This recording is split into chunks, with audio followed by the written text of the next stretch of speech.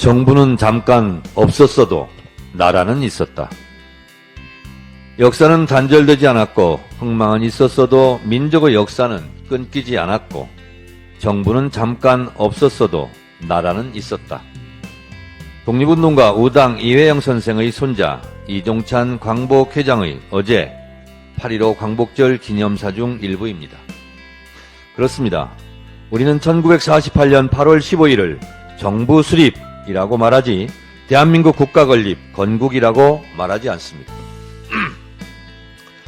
헌법도 이를 똑똑히 말해주고 있습니다. 대한민국은 법치국가이고 모든 법의 으뜸은 헌법입니다.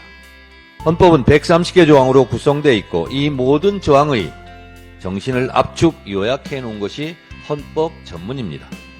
헌법 전문은 이렇게 시작합니다. 유구한 역사와 전통이 빛나는 우리 대한국민은 3.1운동으로 건립된 대한민국 임시정부의 법통과 불의에 한거한 4.19 민주 이념을 계승하고 맞습니다. 대한민국은 1919년 건국되었다고 헌법 전문이 분명하게 말하고 있습니다.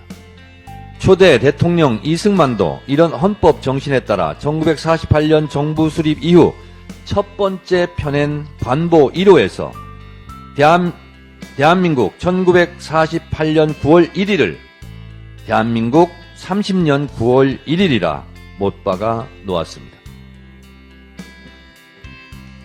이것이 바로 대한민국 관보 1호입니다.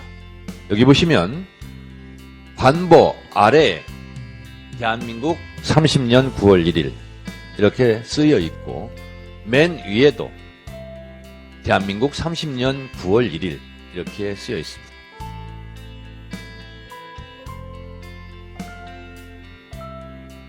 다시 말해 1919년이 대한민국이 시작된 대한민국 1년이라는 겁니다. 그런데 왜 일부 역사 왜곡 무리들이 1948년 8월 15일을 정부 수립이 아닌 건국이라고 주장하고 있는가?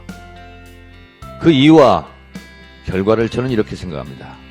첫째, 일본의 강제 병합은 합법적이었고 따라서 일제히 한반도 점령은 정당하다는 논리적 귀결로 내선일체 국가가 되는 것입니다.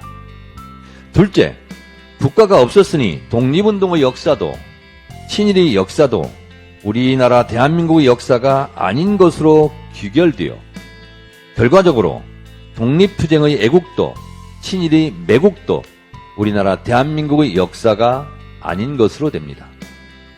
셋째, 일제 강점기 동안 나라가 없었으니 친일의 역사도 지우고 독립운동의 역사도 지우고 퉁치자는 결론에 이르고 싶어 그런다고 저는 생각합니다. 기가 막힙니다.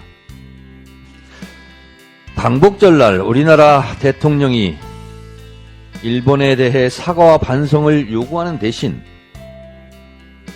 일본은 보편적 가치를 공유하는 공동이익의 파트너라고 죽여세웠습니다. 광복절날 이게 할 말입니까? 반면 일본 총리는 우리의 원수 전범이 있는 야스쿠니 신사에 공물을 보내고 일본 강요들과 국회의원들은 떼지어 신사 참배를 했습니다. 며칠 후 한미일 정상회담을 한다고 합니다.